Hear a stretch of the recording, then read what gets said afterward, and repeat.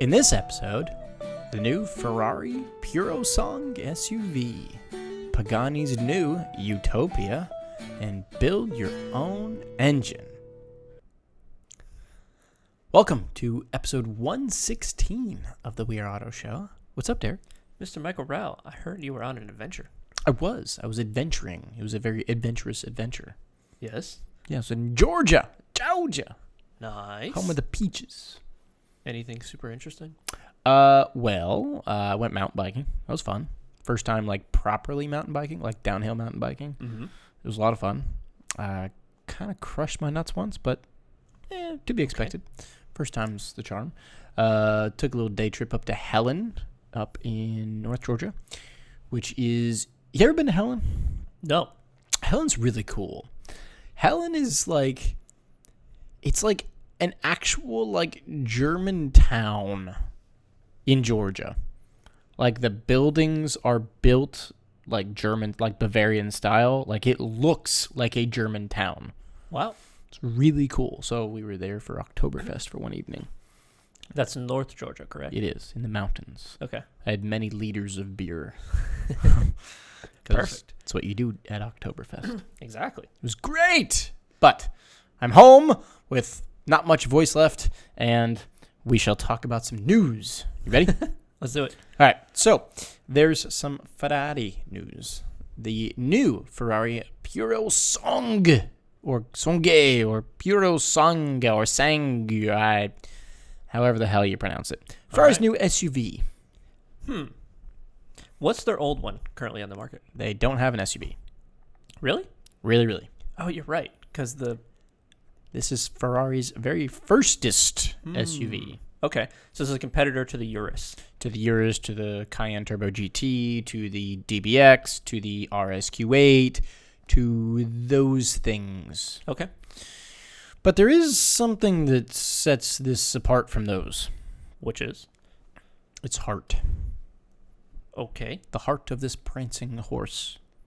The heart of this prancing horse is not turbocharged, which you would kind of expect it to be in a big SUV, right? Yeah. All of its competitors are turbocharged. Every single one of its competitors have forced induction. This is naturally aspirated? This is naturally aspirated. And not only is it naturally aspirated, it is a naturally aspirated V12 Whoa. in an SUV. All right. Bro, you want a V12 SUV? Yes. Yes, please. Yes. Yes, it's a 6.5 liter NAV12 that produces 715 horsepower in an SUV. Jeez. That's Sheesh. a lot. For no forced induction. That's a whole lot. That's what I'm saying. No forced induction, and it's an SUV. Wow. That seems interesting. I'm going to look up. What are the numbers on the Urus now? Okay, so while you're looking up that, let me give you some more facts and figures here.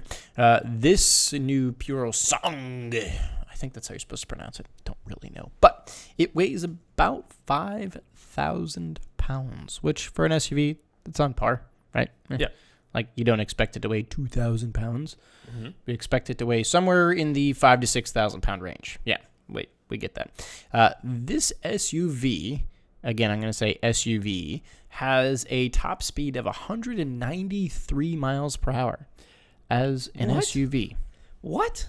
An almost 200 mile an hour SUV. What the heck? So that's a lot of miles per hour. Yeah.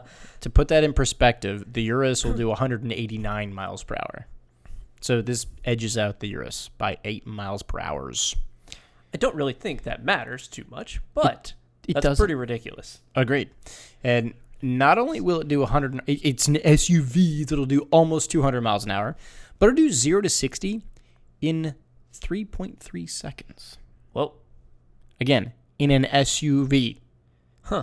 This all-wheel drive, naturally aspirated V12 will do 0 to 60 in 3.3 seconds, That's wild. reaching a top speed of 193. Again, in an SUV.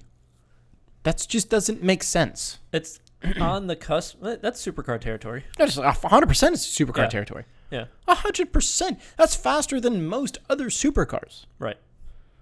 In an SUV. Ferrari, you've gone mad. They have, yes. But I don't really want to, but we should talk about the looks. Yeah. Yeah. Are you going to be nice? My first reaction was, what is that thing? Ugh. You know what it looks like to me? What? It looks like if you smushed together a Mustang Mach-E and a Urus. Yeah. I see what you're saying. Because it's kind of got the wheel arches of the Mach-E, but it's got the kind of odd headlights of the Urus. It's kind of like if a Urus and a Mach-E had a baby. Mm-hmm. You have the Ferrari SUV. So what's the current Ferrari that has these headlights that's their car at the moment? There's not one. Okay. I thought that there was. No. Everything is new. Really? The only things that are really staying are the fact that it's that engine and its all-wheel drive system, which come from the GTC4 Lusso. Okay. I mean, the only thing that's got headlights and taillights close to that would be the Ferrari Roma, which is their top-down Grand Tour. Right. But it's just a new thing. I'll pull it up again, a particular angle, this one specifically, I don't think it looks great. But a side shot, it doesn't look bad. Agreed. From the rear, it doesn't look great either, though. Yeah. It does look Ferrari-esque to me. Well, kind of. That looks like a Mach-E to me. Yeah, I see what you're saying now. Well, at least it has crazy numbers to back it up. It does. It's got a lot of crazy numbers to back it up. Now, something that's weird is if you think about an SUV, most SUVs have some sort of axle lift system to be able to go over a muddy ditch or something, right? The Ferrari has absolutely no way to raise its suspension, meaning there is nothing off-roady about this at all. Whereas its competitor, the Urus, especially the Urus Performante that we talked about a couple weeks ago, has a rally setting. So, if you're a wealthy businessman or woman that lives, say, in, Jackson Hole, Wyoming, and you take it to go skiing as your winter daily, I would say the Urus is probably a better choice because you'll have better ground clearance. Yeah, I would agree. But I also feel like the person who's buying this probably also has another SUV that they could take around town. You're probably right, yeah. A couple of them. Right. This is not that design car. And we harped on the Performante for that. Yeah. We said, well, why do you have a rally mode? There's no practical point. I agree. But I feel like an SUV should have some sort of setting to at least get over a shrub or something. A curb. Yes, anything. This one doesn't lift. It only lowers. It is a Ferrari. It would feel wrong to have, Or would it feel so right? No. No. Don't you go there. The little redneck inside of me really wants to off-road a Ferrari. No. The Tifosi is not off-roading Ferraris, okay? Well, maybe if they did, they'd have better results this year. Woo! Sorry, Spicy. that came out. Oh, my bad. So yeah, that's the new Purosangue. It's got two displays. It's got a display in front of the driver and a display in front of the passenger. It doesn't really have a central display. No. Which I don't know how I feel about that. The interior, I will say, does look wild, and they went pretty over the top with it, which I don't think is bad in this car because I'm sure you're paying a premium. We'll come to the price in a bit for what you're getting here. And I do think that you should have that crazy Ferrari feeling. I'm in a bit of a race car and F1 cockpit type situation. Yep. And that's kind of the vibe I'm feeling here. A little bit. I don't hate the interior, but I don't love it. There's a lot going on. It's too much for me. Yeah. And then you look at a Tesla and go, it's terrible. There's nothing going on. So. An in-between would be nice. Yeah. To me, that's too Mercedes EQS for me. Okay. If you're going to go with screens, go with the way Lucid does it. I will say, I saw it and went, wow. But I saw the exterior and went, ew. So at least it wasn't ew. Fair. I guess you're right. I didn't go, ew. I went, oh. There's a lot happening here. Yeah. It's a lot to take in. Could be worse. Could be simpler. Now, there's no official price released yet, but Oh. it is expected to be well over $400,000. It's not cheap. Do we know what the price of a Urus is? I can find it. I don't have it. Do you remember? Oh man, I don't even have the horsepower number of the Urus. It's in CVs. So the Urus Performante, wow, is a freaking bargain. $260,000 in change compared to this $400,000 plus. Wow. And the Urus Performante horsepower is 657 horsepower. So it is down on power, but the Ferrari is more powerful, more of everything. You do get rally mode with the Performante. Yes. For close to half the price, debatably. We don't have official numbers. But I don't know. I think the Performante probably looks better than this, but that's very opinionated. Yeah, it is very opinionated, and it goes along with my opinion as well, which I think my cat's litter box looks better than this. I don't like the look of it. Okay. You know what I'm realizing? The majority of new cars nowadays, I just don't like. They're certainly shifting. And I'm not, and that's bad for me. Yeah, no, you're toast. But I'm doomed. I don't know. It looks like a Mach-E for $400,000. It does, but it's got an Italian Ferrari badge on it, so people will pay $400,000 for it. That's fine. It does look futuristic, I will say that, if they were trying to go down that path. But I feel like when you're trying to go down that path, you should have gone full EV or something like that. But they haven't done that. They went actually the backwards way of that. Quite the opposite. Yeah. Which, good on them.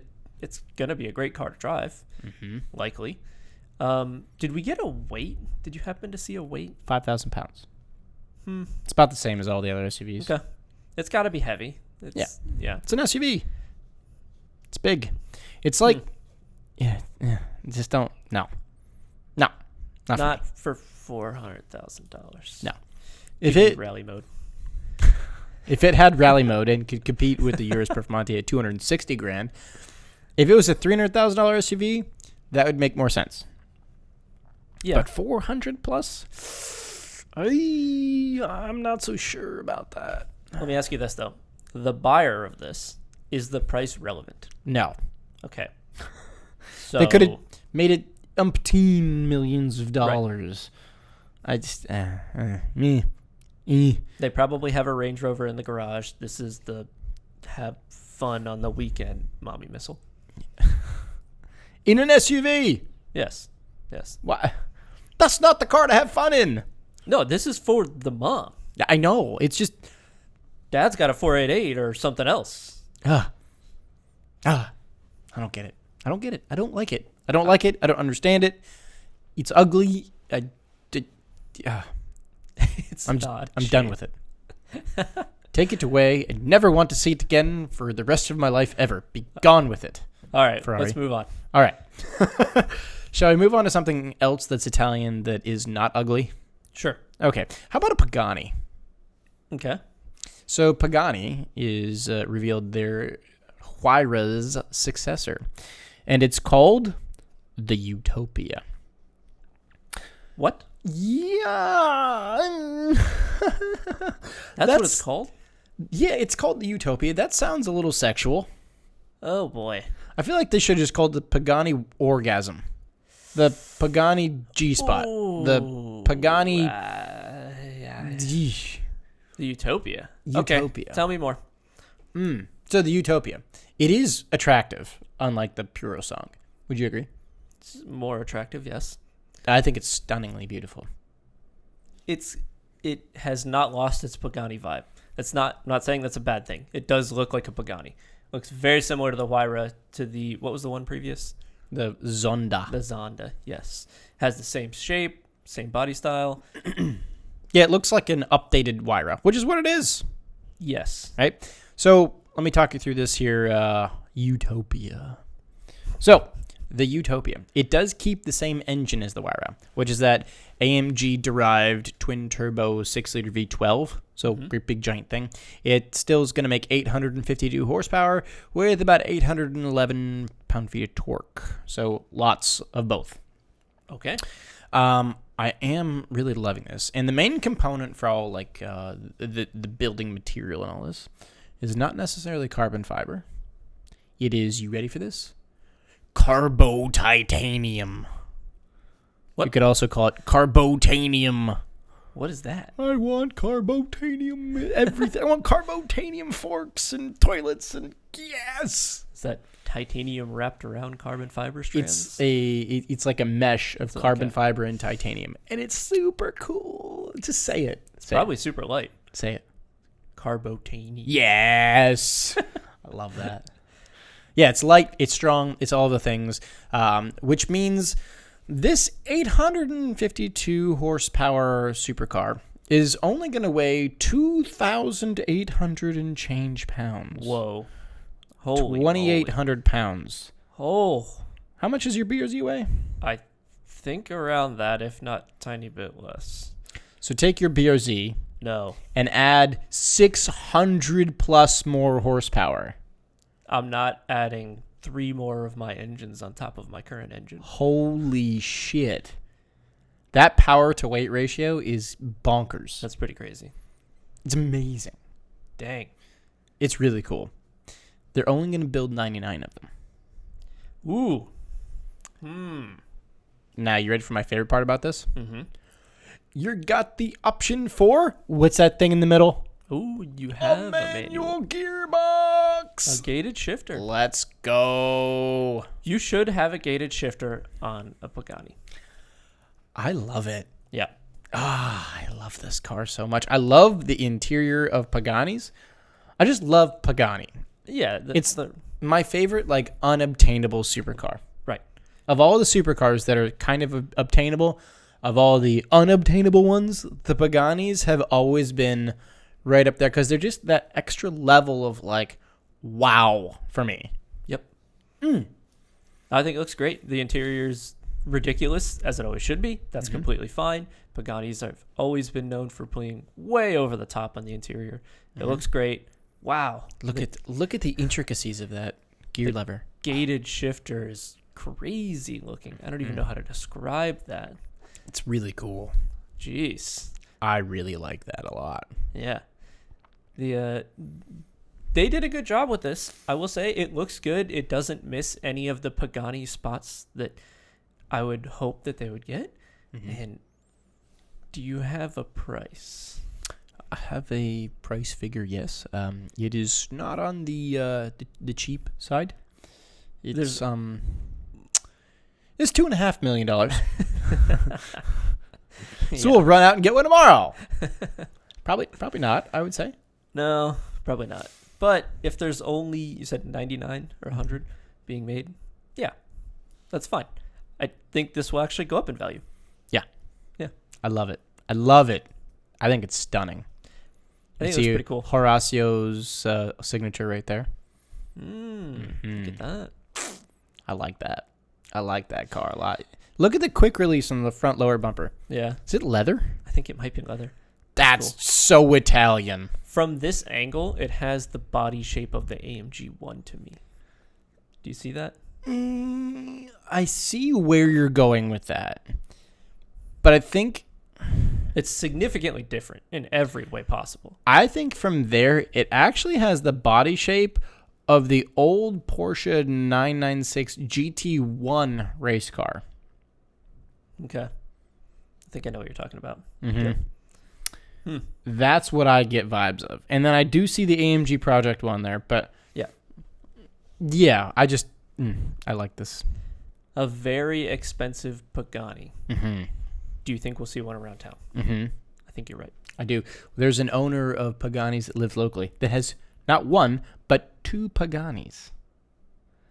She Likely probably this. got an invite to buy one of these suckers. Sounds about right. Yep. Yeah, I'll take one for sure. Cool. Yeah, baby. Want that so bad. Looks much better than the Ferrari. Indeed. Thank God, because that thing was ugly. Yep. So, you ready to move on? Let's do it. All right, let's move on to something domestic, shall we? To us here in the U.S. Okay. So, many years ago, Chevrolet did a really cool program where for an extra price, you could actually walk into the assembly line and help build your actual engine that went into your Corvette. That's super cool. That's freaking sick. Yeah. I believe that was offered back in like 2010, 2011-ish. That's neat. They're doing it again. Ooh. Yep. So for the new C8 Z06, Chevrolet is letting you pay to build your own engine. So you actually go to the plant and you're on the assembly line? Mm-hmm. Whoa. Well, at least you used to be on the assembly line. Now they've got like a special like side area where you actually help put things together. Okay. But yeah, like how freaking cool is that? They would actually do it like at the plant at Bowling Green. Mm-hmm. That's freaking cool. Sick. Huh. So if you were getting a new Z06, would you pay the money to do that for the experience? I think you would, yeah. Yeah. So back in the day, it costed about $5,000. Okay.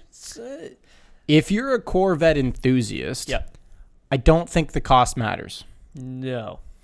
Like if you're a Corvette diehard, they could tell me it's $20,000 and I'm still going to do it. Yeah, $5,000 is not enough to. You would do it. Yeah, absolutely. I think this is probably going to be closer to the $8,000 to $10,000 mark. Still, yeah, I think if you're a Corvette enthusiast that you've got a C8 Z06 on order, I think you check the box and say, yeah, when do I book my flight? Right. Because how special would that be? It'd be super cool. Like if I ordered a 911 GT3 and Porsche said, there's an option for an extra $10,000, you can come to the factory and you can help assemble the flat six in your GT3. I would absolutely be checking that box. Yeah. If I'm a Z06, if I'm a Corvette enthusiast, absolutely I'm checking that box. That's so cool. Yeah. You would learn a ton about the engine. You would also get to see the rest of the plant, probably maybe drive one of the Z06s before you even got your own. I'm sure that they have a nice lunch set up for you. Sure, it's $5,000, but you're going to get a fantastic experience out of it. You'll probably be able to see the Corvette Museum.